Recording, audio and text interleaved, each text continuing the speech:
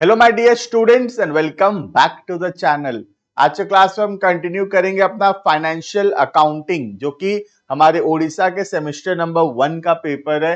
बाकी तुम और कोई यूनिवर्सिटी से बिलोंग करते हो, जैसे दिल्ली यूनिवर्सिटी के अंदर सेम 1 में है, बाकी कोई यूनिवर्सिटीज के अंदर अलग अलग सेमेस्टर्स में दिया हुआ है financial accounting.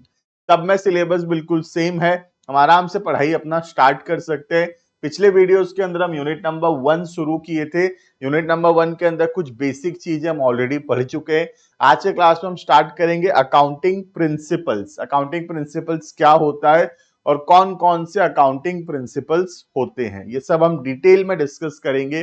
But before we start, you can check our description में एक ऐप का लिंक दिया हुआ है, ऐप को जरूर से डाउनलोड कर लेना, रजिस्टर कर लेना। वहां पे complete videos, notes, practice questions, important questions मिलेगा हर एक सब्जेक्ट का। कुछ व्हाट्सएप ग्रुप्स होंगे, टेलीग्राम चैनल है, वहां पे ज्वाइन हो जाना, वहां पे तुमको टाइमली अपडेट्स मिलता रहेगा। राइट, तो स्टार्ट करते हैं वीडियो को। आज का टॉपिक है meaning and nature of accounting principles. ठीक है, तो अकाउंटिंग प्रिंसिपल्स का मतलब होता है कुछ बेसिक रूल्स एंड रेगुलेशंस जो कि फॉलो करना जरूरी है at the time of making books of accounts. तो जो basic rules and regulations accounts करते वक्त फॉलो करना जरूरी है, उस बेसिक रूल्स एंड रेगुलेशंस को बोलते हैं अकाउंटिंग प्रिंसिपल्स। ठीक है, देखना, accounting principle concepts and conventions commonly known as generally accepted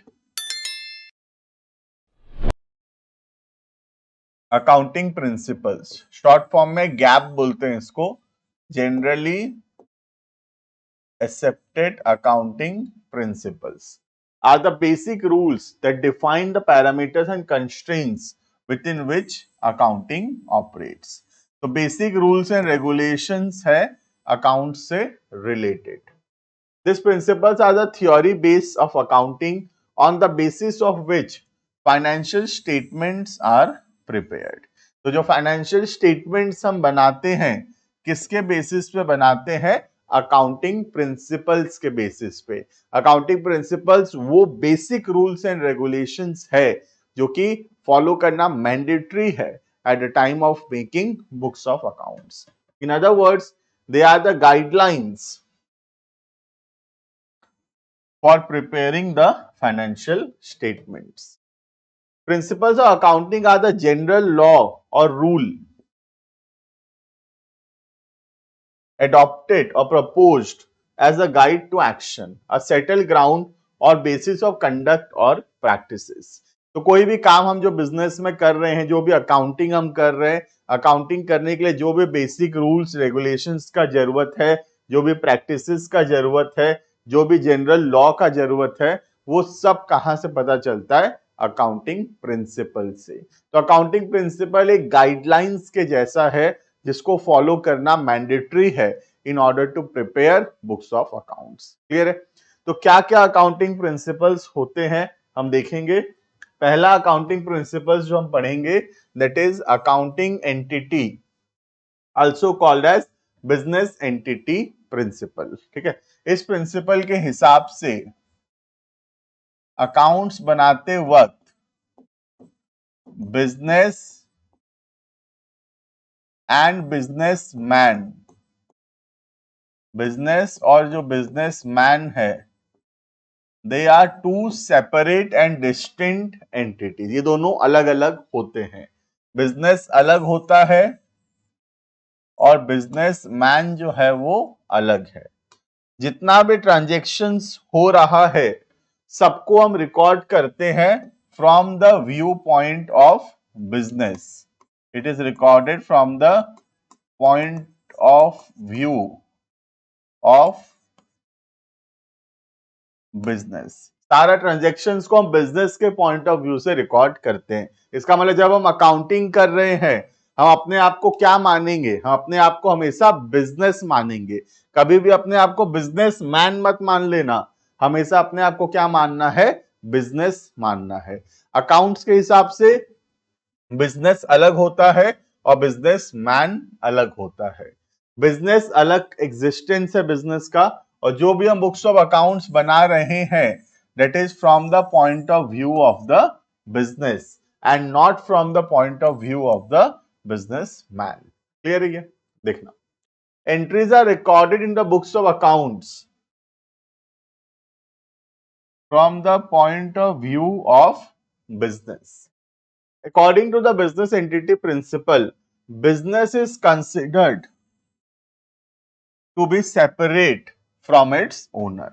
तो बिजनेस एंटिटी प्रिंसिपल के हिसाब से बिजनेस अलग है और ओनर अलग है, दोनों का अलग अलग एग्जिस्टेंस है. अकाउंटिंग हम किसके हिसाब से करते हैं? अकाउंटिंग हम करते हैं from the point of view of the business. Clear? Next, business transactions are recorded in the books of accounts from the business point of view and not from that of the owner. तो जब भी हम accounting कर रहे हैं, हम अपने आप को हमेशा क्या मानेंगे? बिजनेस मानेंगे, ना कि business man. Clear? Next, owner being regarded separate from business are considered as creditors of the business to the extent of their capital. मालिक जो कैपिटल लगाया है बिजनेस में, वो एक लाइबिलिटी के जैसा है. आज जैसे बिजनेस, एग्जांपल देता हूं तुमको,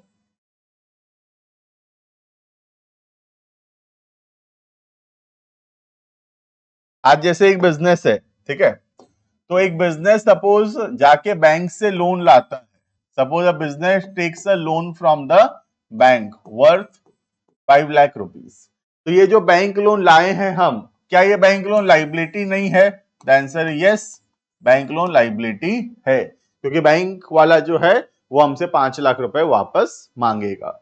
सिमिलरली, अगर एक बिजनेस अपने मालिक से पैसा लाया है in the form of capital, suppose 5 lakh रुपया मालिक से लाया है business from the, that is called as capital. तो ये जो 5 लाख रुपए मालिक से लाया है कैपिटल के नाम का, क्या ये भी लाइबिलिटी नहीं होगा? द आंसर इज यस, ये भी लाइबिलिटी है. Clear?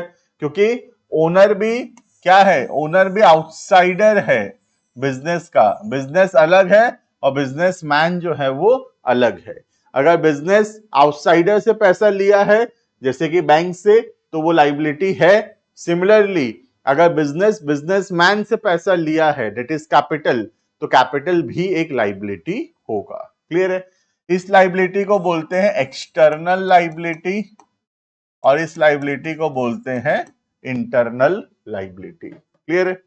Last, their account with the business credited with capital introduced and profit.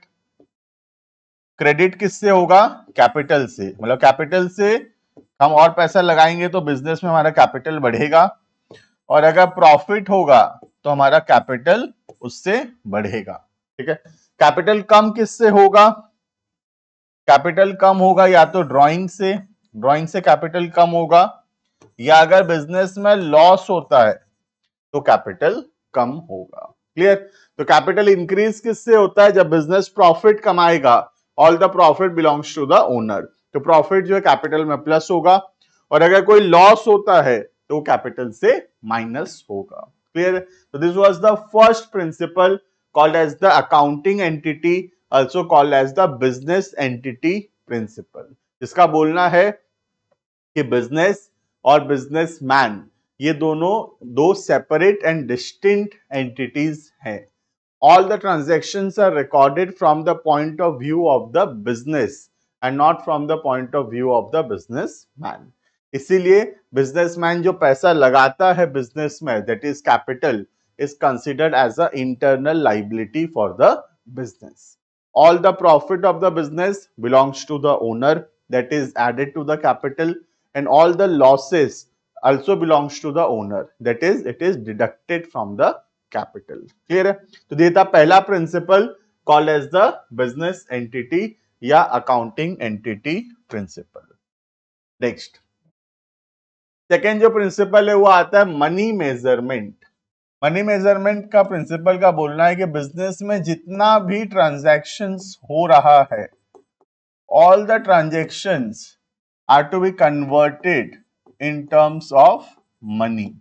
जितना भी ट्रांजैक्शंस हो रहा है बिजनेस में, money is the common unit of measurement. कोई भी ट्रांजेक्शन क्यों ना हो रहा हो, उसको जब हमको बुक्स ऑफ अकाउंट्स में लिखना होगा तो it must be converted in terms of money.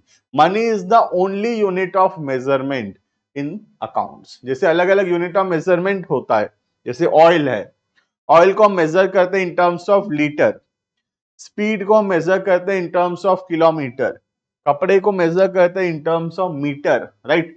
Similarly जो अकाउंट्स है उसमें सारा ट्रांजेक्शन्स जो है वो मेजर होता है in terms of money. This is called as money measurement principle. देखना, transaction events that can be measured in money terms are recorded. According to money measurement principle, transaction events that can be measured in money terms are recorded in the books of accounts. Stating differently, money is the common denominator. Money is the common denominator in recording the recording and reporting the transaction. मतलब जितना भी transaction हो रहा है उसको record करने के लिए money is the common unit of measurement. जो भी ट्रांजैक्शन हो जाए, all the transactions will be converted in terms of money and then it will be recorded in the books of accounts. Clear? But इसके दो limitations हैं।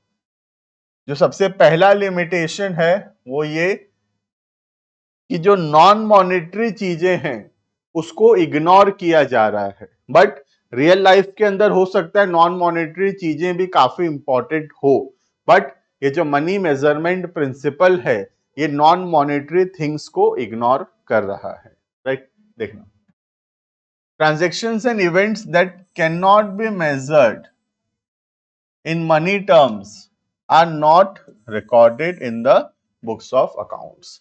तो जिसको हम मनी के टर्म्स में मेजर नहीं कर सकते उसको हम बुक्स ऑफ अकाउंट्स में रिकॉर्ड नहीं कर रहे। For example human resource, human resource मतलब हमारे ऑर्गेनाइजेशन में काम कर रहे एम्प्लॉइज। हमारे लिए एसेट तो है एम्प्लॉय, बट उसको हम रिकॉर्ड नहीं कर सकते क्योंकि एसेट जो एम्प्लॉय है उसका value in terms of money calculate करना इम्पॉसिबल होगा। ठीक है। For example human resource with the enterprise are important to the enterprise but are not reflected in the financial statements because they cannot be measured and expressed in monetary terms। तो जो हमारे organisation के employees हैं, जो human resource हैं, वो हमारे लिए बहुत इंपॉर्टेंट हैं, बहुत इंपॉर्टेंट एसेट है हमारे लिए, पर फिर भी हम उसको बुक्स ऑफ अकाउंट्स में लिख नहीं सकते एम्प्लॉय को एज एन एसेट। क्यों?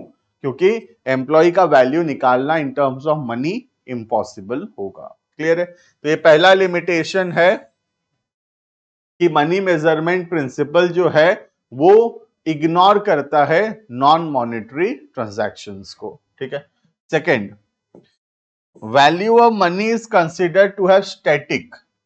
ये प्रिंसिपल मानता है कि करेंसी का वैल्यू चेंज नहीं होता है, मनी का वैल्यू उतना का उतना ही रहता है।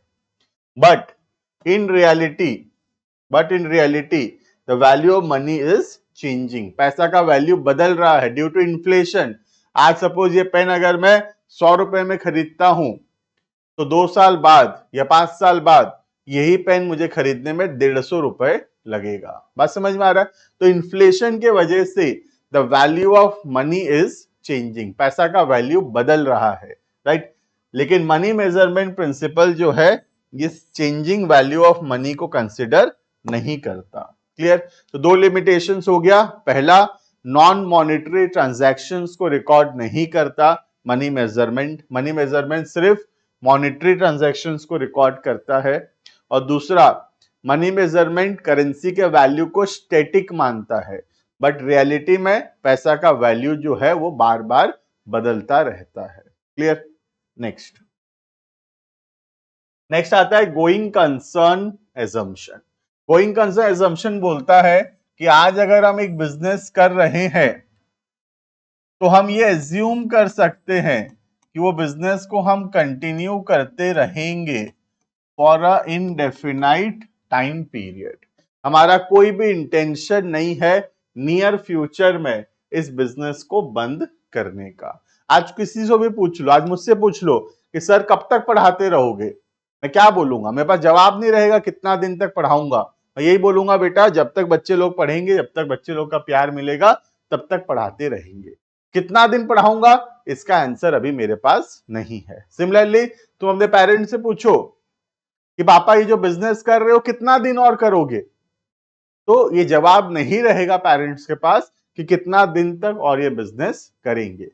पापा क्या बोलेंगे, जब तक प्रॉफिट होगा, जब तक ठीक चलेगा, तब तक बिजनेस करेंगे। क्लियर है? इसी को बोलते हैं गोइंग कंसर्न। तो गोइंग कंसर्न का मतलब है एक बिजनेस जो है वो चलता रहेगा for a indefinite time period. हमारा कोई भी इंटेंशन नहीं है आने वाले सालों में इस बिजनेस को बंद करने का। क्लियर? देखना, business will continue for a forcible future at the same level of operation. तो आने वाले फ्यूचर में बिजनेस चलता ही रहेगा ऐसे ही। According to this assumption, it is assumed that business shall continue for a foreseeable period and there is no intention to close the business or scale down its operation significantly। तो आने वाले future में हमारा कोई भी intention नहीं है कि हम अपने बिजनेस को बंद करने वाले हैं। हम अपने बिजनेस को चलाते रहेंगे for a indefinite time period. It is because of this concept that distinction is made between capital and revenue expenditure. इस प्रिंसिपल के वजह से ही हम एक्सपेंडिचर्स को क्लासिफाई करते हैं into capital and revenue. Capital का मतलब वो खर्चा जो हमको सालों साल तक बेनिफिट्स देता रहेगा, और रेवेन्यू मतलब वो खर्चा जिसका बेनिफिट्स जल्दी खत्म हो जाएगा। तो जैसे आज मैं एक एसी खरीदा और मैं बोल रहा हूं कि ये एसी 5 साल चलेगा, this AC is a capital expenditure.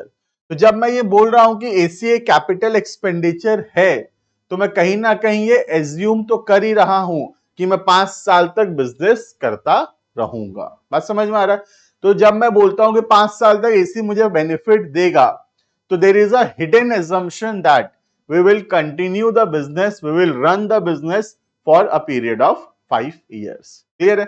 तो गोइंग कंसर्न हर जगह मतलब एज्यूम्ड है कि फॉलो हुआ ही होगा। गोइंग कंसर्न के वजह से ही हम एक्सपेंडिचर्स को क्लासिफाई करते हैं into revenue and into capital expenditures. Clear है ये? Last, on the basis of this concept fix assets are recorded at original cost. इसी के वजह से फिक्स एसेट को हम ओरिजिनल कॉस्ट पे लिखते हैं और थोड़ा थोड़ा डेप्रिशिएट करते हैं हर साल। क्लियर है? तो गोइंग कंसर्न के वजह से ही एक्सपेंडिचर्स क्लासिफाई होता है into revenue and capital. Going concern के वजह से ही हम एसेट्स को लिखते हैं एट कॉस्ट और फिर उसको धीरे धीरे डेप्रिशिएट करते हैं over the useful life of the asset. Clear है ये? तो this was all about some of the accounting principles. बहुत सारे अकाउंटिंग प्रिंसिपल्स हमारे सिलेबस में दिए हुए हैं। 2 और क्लास हमको लगेगा अकाउंटिंग प्रिंसिपल्स पढ़ने में। अभी इस क्लास के अंदर इतना में रोकेंगे हम इसको। आने वाले क्लासेस के अंदर पॉइंट नंबर 4 से हम कंटिन्यू करेंगे। अभी हम 3 अकाउंटिंग प्रिंसिपल्स पढ़ चुके हैं। पहला हम पढ़े business entity also called as accounting entity principle, दूसरा हम पढ़े मनी मेजरमेंट और तीसरा हम पढ़े गोइंग कंसर्न। क्लियर है ये? तो अच्छे से पढ़ के आना, जो कुछ भी पढ़ाया जा रहा है जुड़े रहना चैनल के साथ। कंप्लीट वीडियोस अपलोड होगा, सारा टॉपिक पढ़ाया जाएगा, कोई टॉपिक नहीं छोड़ेंगे। हर एक सब्जेक्ट का वीडियो यहाँ मिल जाएगा तुमको। नए हो तो सब्सक्राइब कर लेना ताकि कोई भी वीडियो तुमसे मिस ना हो जाए। मिलते हैं आने वाली क्लासेस के अंदर। Thank you and bye bye.